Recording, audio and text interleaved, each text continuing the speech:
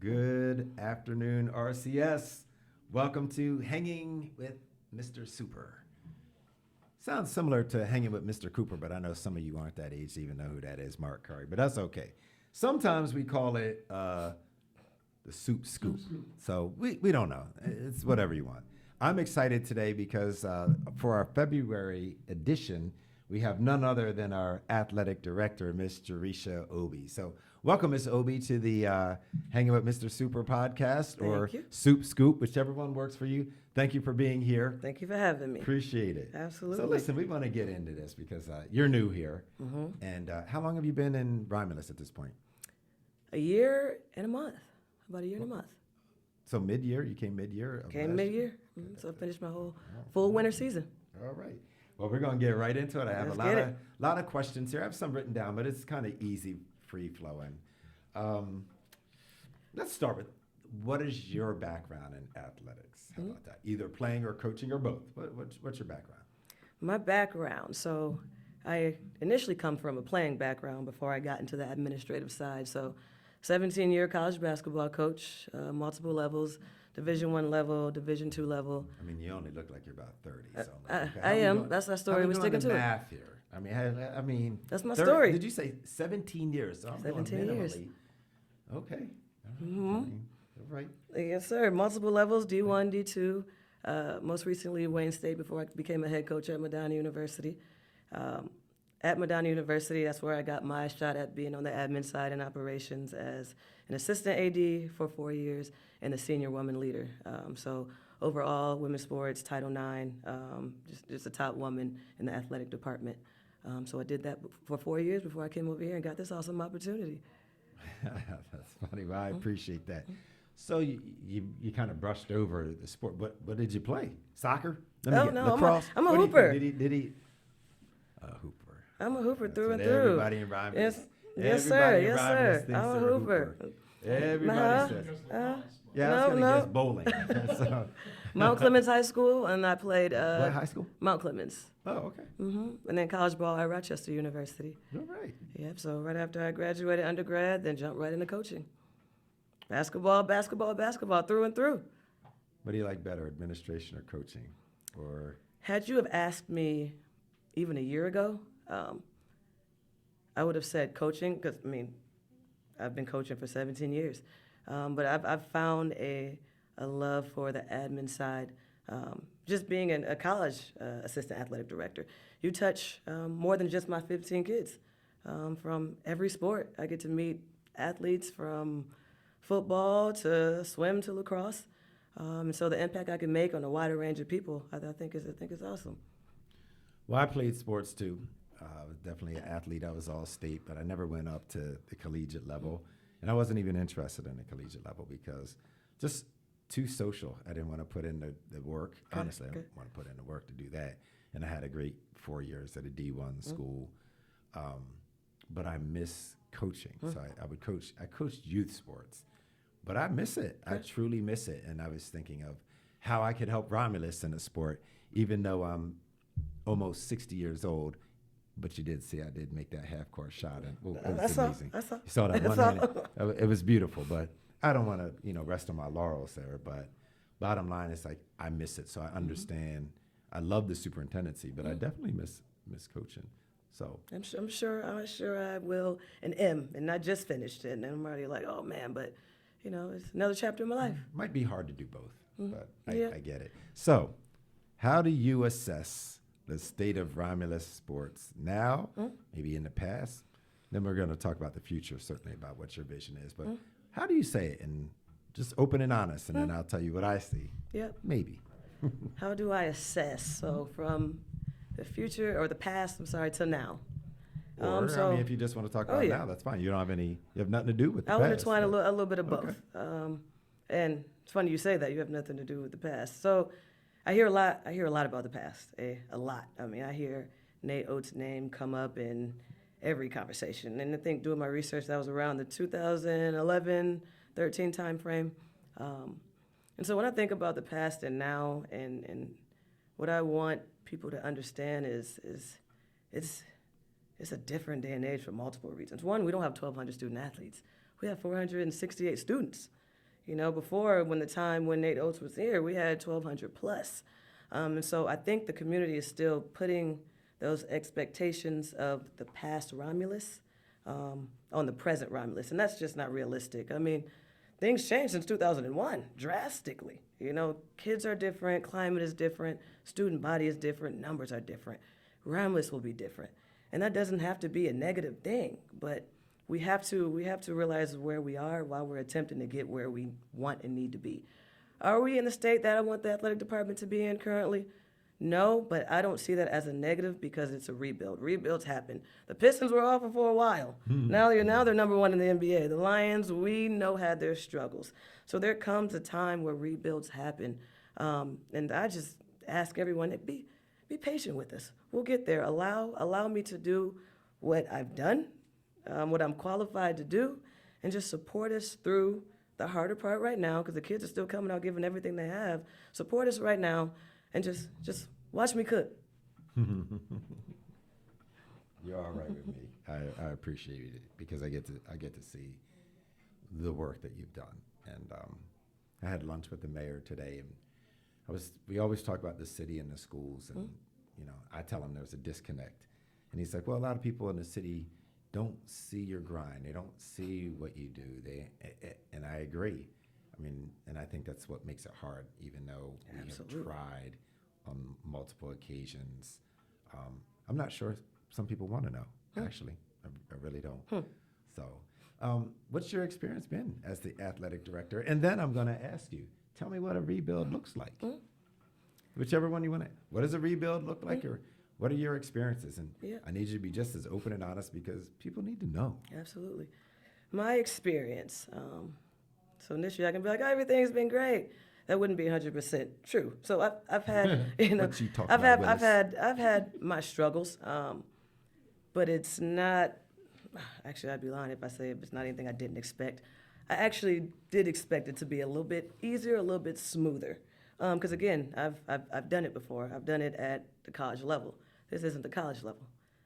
So biggest difference is there's a lot more conversations being had with administration, with parents. At college, I don't talk to your mom about your playing time. I don't have to. I just won't play you, or I'll take your money.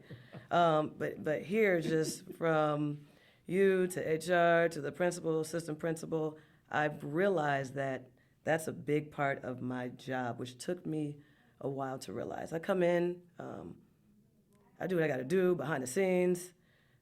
I say hi to the kids. I'm on the computer. I'm in the gym. I was working in my own way, extremely hard, but in the way I thought I needed to work, which is how I worked in college. But I've realized that relationships in the building matter. So when, I hear some people that they never see me or feel me, I'm like, I'm here. But it made sense because I'm in my area. You may see me, but do you feel me? Do I come around and ask, hey, or ask you what I need, or just really try to build those relationships with staff? At the high school level, that is, or high school, middle school, elementary school, that's important. So I can't just grind how I grind and disappear. I gotta build those relationships with everybody. And if I could stay in my corner in the gym and just do me, and I know I'm building, I know I'm cooking, I would. But sometimes it's okay to let people know what you're doing and let them in on what you're doing. And I'm learning that slowly and surely, and I've also learned that around this community, they want to see and they want to hear. So I'm going to be more intentional about highlighting a lot of the great things that are happening in the department that are not just W's and L's. A lot of things I'm doing, I'm like, I'm working, right? But who knows? So just be intentional about showing people how great the athletic department is while we're in a rebuild. That's excellent. I mean, you can't tell by my facial structure because I wasn't going to show it, but I'll tell you inside, I'm cheering for you because that's what I know is the issue. Exactly what you said. I often say in this building, I'll say to people, people pay attention to your visibility, but your presence is what matters. Presence is what do you do when you are there? How are you engaging? Because visibility, it just means people see you. They don't know much else. They just get to see you. But presence is to be engaging. And you said relationships. Presence is about building the relationships. And I would say that was the piece that I was like, that's missing. I mean, you just said it, and I had some ideas on how I was going to help you with that. But that's a huge, huge piece is the relationship and being not just visible, but having presence and people, students know who the AD is, knows what the expectations are, and the coaches as well. And, what kind of program do you run as the athletic director? Is it, laid back and undisciplined, or is it disciplined? And I imagine that's maybe part of a rebuild, but let's get to that. What's the rebuild to you? And I want to touch on a little bit of that word presence. Okay. And kind of what it's always meant to me before I've got a better understanding of what it meant to you. So when you say kind of that laid back, so I'm going to give an example. Presence to me, I wasn't saying that you were laid back. Yeah, I didn't say that. I was asking, like, what are you? Like, what kind of athletic director are you? Maybe you're laid. I don't know. I don't know enough. I'm not in the school enough to even tell you that. Makes sense. So I wasn't saying that, and I hope that you didn't receive it like, oh, he's saying not at all. Gotcha. I'm just saying, like, what is it? I don't know. Yeah, but I'll answer that, and I'll use a military term. I would define my presence as I work like I'm enlisted. So in the military, you got the officer corps, you got the enlisted corps. The enlisted really, they turn wrenches. How do you know about that? They touch things. How do you know about that? How do you know so much? 17-year Air Force National Guard so you officer. didn't say all that. You didn't say all that. So there is a 17 years piece in that Air Force. people need to know. So you have a military background. So I imagine background. Discipline is huge. Absolutely. I would think. Yes, sir. Discipline is huge. Yep, 17 17 so years we left myself. that out. Okay. And my dad military, so through and through. Through and through. I believe we're both USAA members. U.S. Air Force. Yeah. No, USAA members. Absolutely. Both of us, We right? got Me that too. blue card. Absolutely. Yes, sir. Yes, sir. So I say that to say, like, presence to me is when I step into the building, or for instance, I'll use the big wrestling tournament that we had. When I walk in, I go right into what do you need? How can I help? Whether it's picking up boxes, whether it's pulling out bleachers, presence to me is making an impact and putting in work. Right, so you'll never see me just expecting anybody else to do anything. So no matter what event it is, like I'm there to work. How can I serve you? How can I help you? What do you need? Whether it's me running to go get pizza for the kids, me getting water, going back there to sling hot dogs. Like my presence is making sure I'm taking some of the weight off my coaches.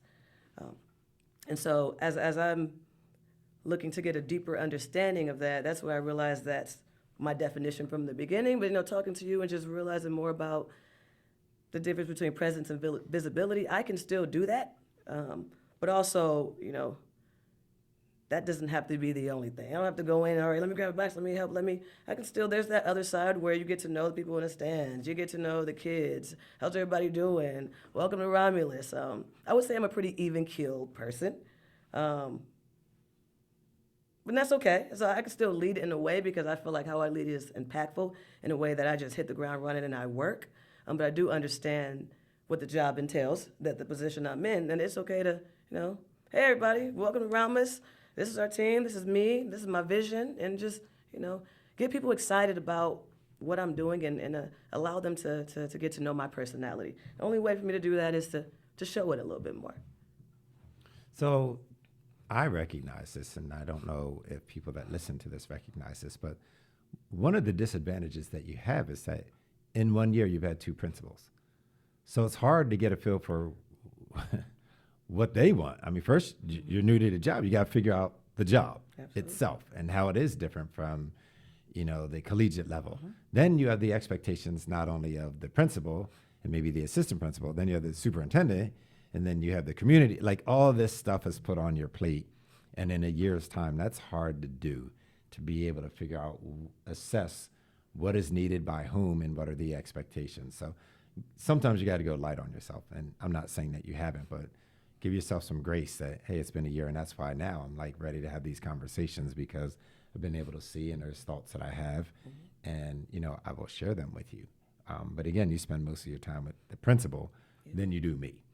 So I think he needs to be clear with you as well, just so that you're on the same team. Always need to be on the same team. You don't need somebody that's in your building working against you or thinking that you're not doing your job. Absolutely. So what are your pain points? Like, you have to have them here, but what have been the pain points? Or if you want to share 1, 2, I don't know. And then conversely, what's worked well for you? Okay. The pain points, I would say.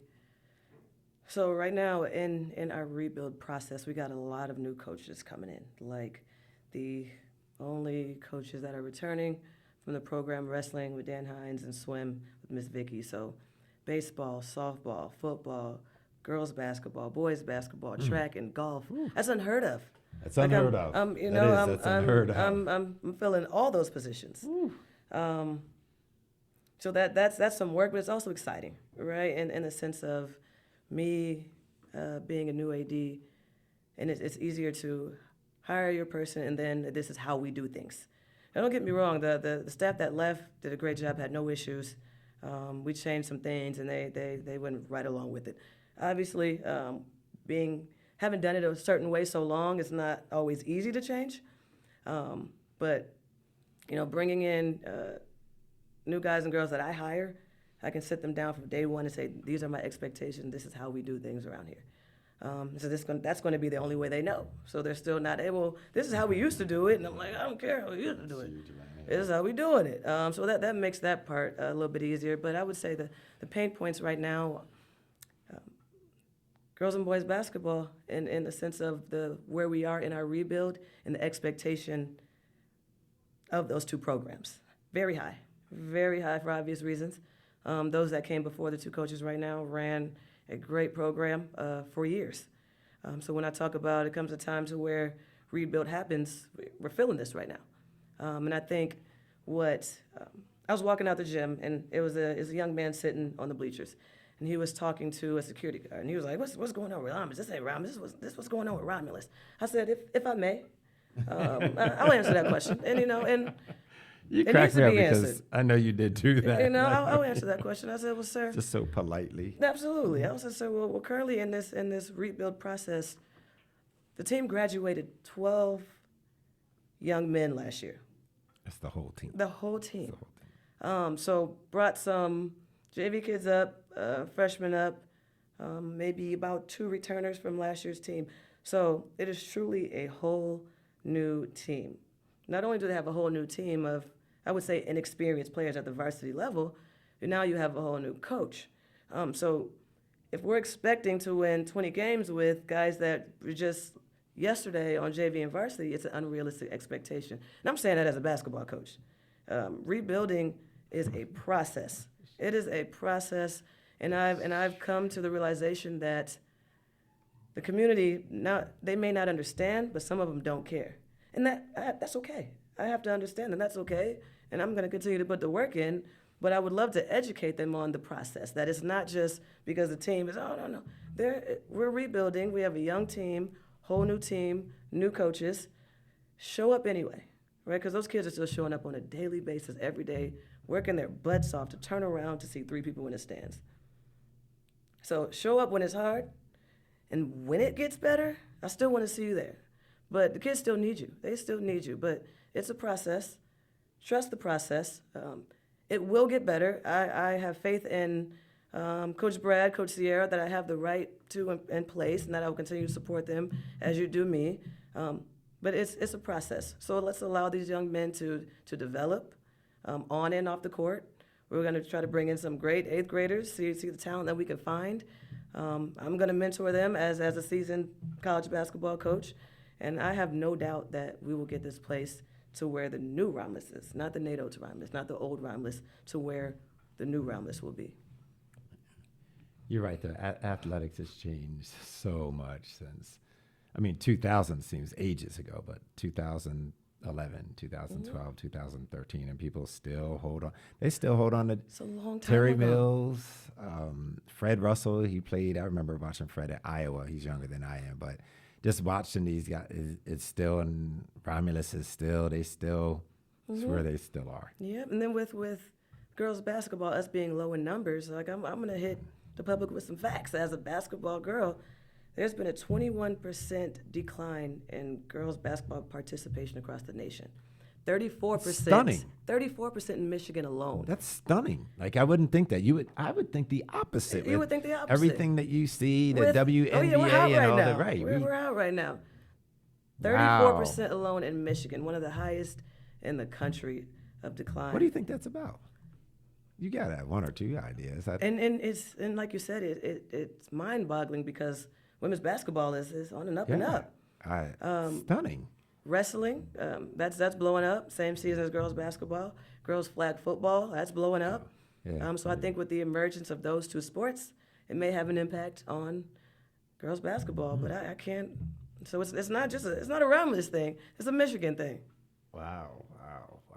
What sports do we have here, or what sports do you want to see here? One's probably easier to answer than the other. You don't have to go through the litany, but are there any sports that we should be that are coming along that we don't have? Or, I mean, I'm being silly, like pickleball. You're not going to see that. Right. No, anything new that's coming out that might attract some kids that don't come to school? Where's esports? Is that considered? Is that anywhere in the land of athletics considered athletics? Even though I don't know, just asking. Is it I really considered don't athletics? Know. Yeah, I don't know. I don't want to make people do mad. they talk about? Do they talk about? Oh, that's about sports, but it's electronic sports. Yeah. I don't know. And I then we mean, can go with the what do you have difference to between say what we about think that? sports and recreation is. But esports is huge. It is huge right now to where kids are getting scholarships, full ride scholarships. Not only are they getting scholarships, they're making that money in esports. Like NIL money. They're getting paid for these Really? wins. Yeah. Do we have a program here? We have a great program Really? here. We have a great program here. Most recently had a ceremony for them. Everyone on the esports team received a scholarship to the University of Michigan Flint, which is huge here at Romulus. That's a big deal. So they have the opportunity. We have kids to go to school for interested. free. Do we have kids interested in that? Pardon me? Do we have kids interested in that? Have you seen any kind of shift? Like I said, you and I both acknowledged in 2015 or 2013, things have changed. That's a change. So as you said, girls wrestling, flag football, Those now are all esports. growing. Those are all. Well, I guess growing. those would be contributors to That would make sense. impacting other sports. Oh yeah, especially in a day and age where kids would rather stay inside than outside. I get paid for it and go to school for free for it. You kidding me? So I think that does have an impact. But I'm excited about bringing flag football back for another year, sponsored by the Lions. Just had a meeting yesterday. We're going to be rolling into that in mid-April. Girls are excited about that. I bet. I have the mask coming in every day. I bet. Miss Obi, we're doing flag football. We are. We're doing flag football. It's been mentioned to want to start boys volleyball. The conference is talking about that. Really? I didn't even know So about it's that just one. Some opportunities, but I like thought about said, helping out with soccer because that was my sport. Okay. 12 years. I was into it a lot. And then, like I said, after I played for so long, Yeah. I'm good. I was like, I'm good. And then I went to a college that was the #1 in the nation. So, I mean, there was no shot. I had zero chance. And, that's when you realize how good you aren't. Right. I hear you. when you see other people. But I thought about helping out in a way that I Nice. could because I did a couple practices last year and the girls were like, please come on out again, Yeah, Dr. E, yeah. please come on out. So, I mean, maybe I'll help out there. I mean, I'm part of the team. Anything that I can do to kind of move things in a different direction, that would be great. You may have said it. You mentioned pain points. We didn't really talk about necessarily the great things, and we need to. When we close out, we got to talk about the great things, certainly, that you're proud of. But, like, what is your greatest challenge? Not necessarily a pain point. It's what's your greatest challenge? Or maybe you already mentioned it. I mean, what do you see as your greatest challenge? And then what could we have to a solution? Do you have a solution for it? My greatest challenge. Mr. Dennison, how are we doing on time? We've done 20. Okay. We're at about 7. I would say 2. I'll give you 2. One, getting the backing outside of you, Dr. Harvell, Mr. Brock, the backing and support that I need from inside and outside. And so that kind of segues into my second answer because that can be shown in many different ways. This job, you oversee so much. And I think that's another realization coming from college to high school. You have assistant AD, you have an SID, you have operations. So when I show up to the gym and, I'm helping with the table and You got I'm a running to open the Ma locker organization. room, You then I'm got a going to Ma get water Pa. bottles. I'm like, Listen. where is anybody? And I'm like, oh, It's you. it's me. I'm the everybody. you know? And so I was like, what the heck? The resources aren't like college. Right. I thought I was going to be able to pick up the phone and be like, hey, why isn't this set up? Oh, because you didn't set it up. What? So it's been a year and I still haven't. I still can't. So I'm sending out emails to I haven't staff laughed. that says, help me. Thank you so much. You know, so just that part. So when I say support, tangible, intangible, the support and you know, the community, like who's this girl? That might not be the girl that we wanted, you know. But I got y'all. I'm just give me time, be patient. We're gonna get this thing going, and then just the bodies, the staff, because game day operations it can be a lot if you want it done right. And so I'm working on finding those people, finding my village. I know you once told me find your team. So I'm working on that, and I've gotten a few teachers that are helping me out with game day, and I'm gonna get it done. As I realize I'm gonna get it done. It's a great challenge. I mean, some of your challenges are my challenges. They're the same ones. Not to talk about me, but like I struggle with apathy. I see it everywhere. I mean, staff, students, community, just apathetic. But I just feel that that's where our society is. So it's not necessarily unique to me or unique to Romulus. You see it everywhere you go. Like, doesn't matter. Even your most prominent places still, there's apathy. You might see the same people come out for the same sports, same parents, same, just like you said, utilizing your team because there's no second string behind you to help you. It's just you. So I understand, and I can certainly be empathetic because we're on the same team. So your struggles are definitely my struggles, and I try to figure it out. Here's a good one, and you kind of mentioned it earlier, but I was like, oh, she either read my question or basing success on wins and losses contributes to wins and losses for an athletic department. How do you measure your success, if not by wins and losses? Oh man, I would measure my success. Obviously, I want to see progress in the wins and losses column. As the years go on, months go on, I want to see the teams progress, right? So did I hire the right person? But right now, I'm working on and trying my best to do a lot because a lot of student athletes on the team, 3.5, 4.0, 3.7. We have some stellar athletes that are multi-talented. Businesses, eyelash businesses, cut hair, braid, trades. We have some talented students. And I would say my measure of success is while they're here, what are we molding them into? So you can have 20 wins, but you're a piece of crap kid.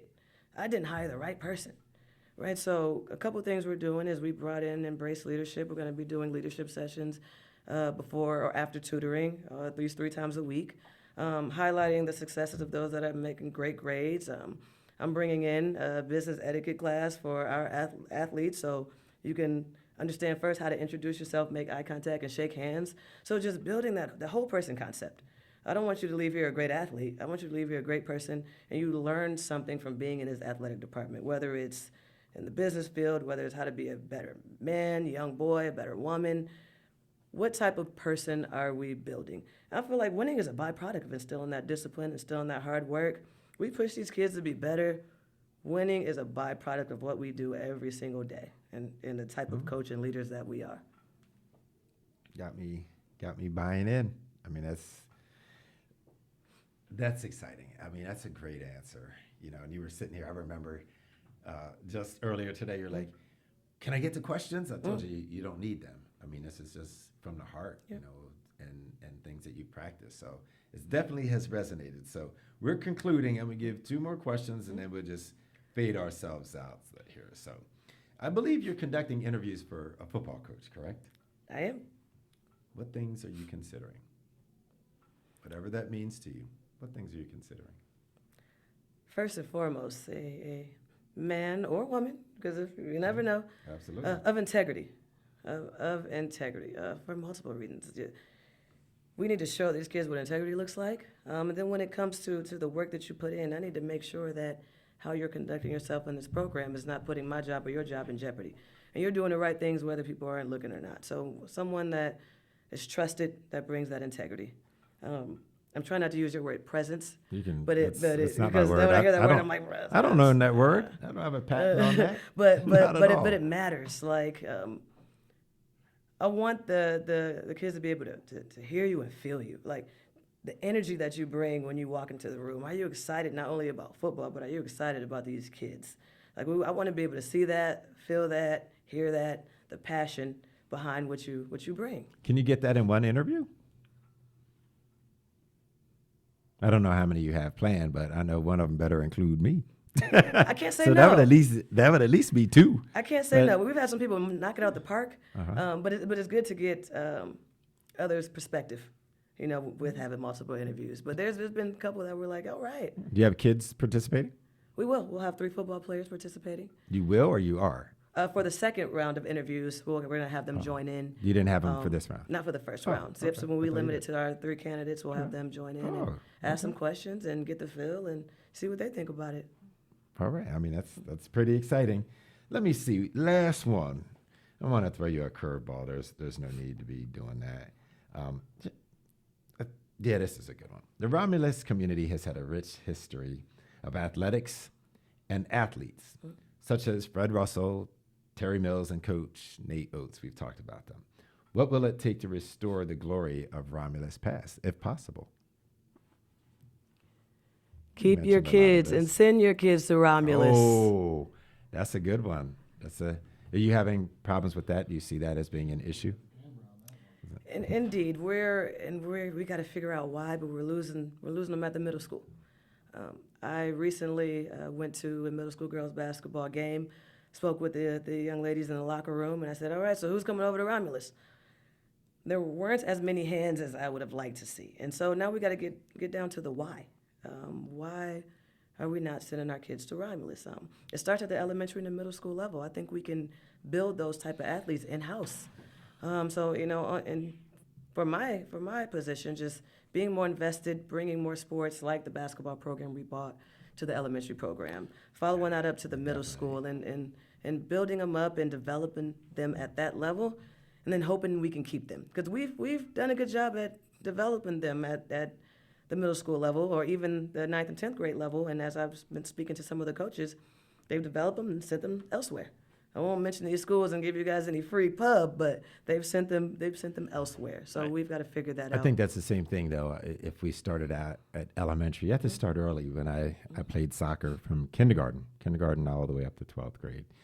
And you kind of stick with friends, too, where they go if they start leaving and you start leaving. And, you know, you get a good coach who kind of steers you, you know, not a coach from a school, but a coach will steer you to what school you need to go to. And that goes on. And then, of course, we're in a society where everything's about wins. Everything is, what are you doing for me now? How can I make this? Like, parents still dreaming that their kid's going to make the NBA. My thing is, you can be successful wherever you go. I wish I could tell every parent that. You could be in a bad school and be the top student and do well and pave your way. I think parents forget that. Okay, it's not about that. Let's talk about your students' work ethic. Absolutely. Their ability to get the job done, their ability to study. Those things matter. Not just running them over to the next school because they have a winning basket. What's the chances if they have a winning basketball team already that your child is going to be the next prodigy? Yep, It's just- taking those bad yeah, habits it's with just, them. It's just, you know, that's, again, we're in the same business and we work together. So what you see is kind of what I see. So lastly, what can we expect for next year? This time next year, I bring you here. Tell me something that's going to be different, something that's exciting, that's something you're going to be proud of under your leadership. And then we'll end on that. A lot of new, exciting, passionate coaches and a lot of passionate players. And I say passionate players also because the excitement that I have for the coaches that I'm bringing in, I think that's going to trickle down. I think that is going to trickle down. I think we'll see progress. I'm 100% positive we'll see progress in all sports because I think I have the right people in place to get that done. I think I'm building that support system. So we will see progress in the W and L columns, but we'll see excitement. We'll see growth. We'll see maturity. We'll see the work that myself, you, and my coaches are putting in every day start to come into play. All right, Coach. Listen, It's been a pleasure. The year, even just watching you develop, because I have, and you might not see it, but I certainly have. And I'm excited because I do believe in you. I believed in you before. I still believe in you. And you know what has resonated with me is the rebuild. People forget about the Lions. At least a certain generation doesn't even know about the Lions being that poor. And the Pistons, how long we've had to wait, and how cyclical sports is. One couple of years you're on top, then you get a drought. Absolutely. So you keep hanging on in there. Anything that I can do to help you be successful, because your wins are my wins, your losses are my losses, but we're definitely on the same team. So I thank you for everything you do. Thank you. And I look forward to you growing the programs and developing yourself and our athletes. Thank you so Have a much. good one. All right.